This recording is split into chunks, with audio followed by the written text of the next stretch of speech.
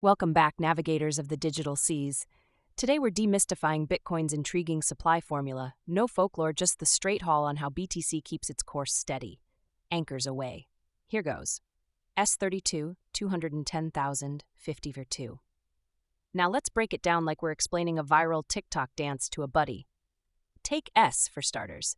S stands for supply, specifically Bitcoin's max supply, which is a cool 21 million Bitcoins. Why 21 million? Well, that's the cap set by the mysterious Satoshi Nakamoto, the person or people who created Bitcoin.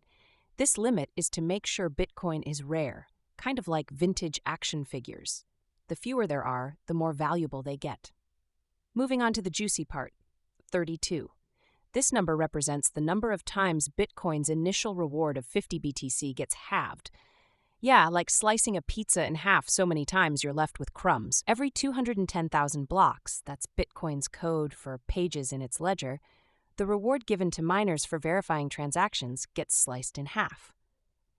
It's Bitcoin's way of controlling inflation, something traditional money isn't really good at since central banks can just hit the print button. So, 210,000 is the number of blocks between each reward halving.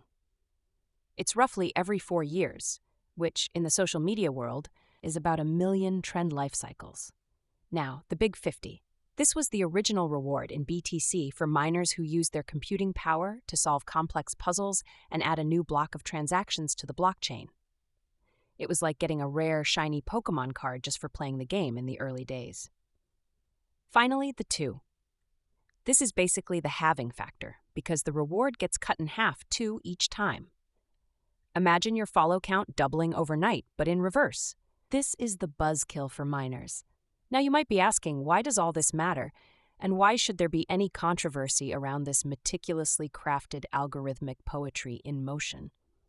Well, because it sets Bitcoin apart from fiat currencies that can get printed to oblivion, triggering inflation. So, when you're complaining about the price of your latte jumping $1 every year, think about Bitcoin's rigid supply. It's a digital fortress against the inflatable beach ball of traditional currencies. That's a game changer, folks, but it's also a bone of contention for those who think that something without a central authority can't possibly hold real value. They just haven't gotten the tweet yet. All right, folks, that's a wrap on the crypto riddle of the day, simplified for your savvy minds. If you've found value in slicing through the Bitcoin jargon and diving deep into what makes this digital gold tick, then hit that like button, share this episode with your network, and drop us a comment with your thoughts. Every interaction helps us bring more clarity to the world of Bitcoin.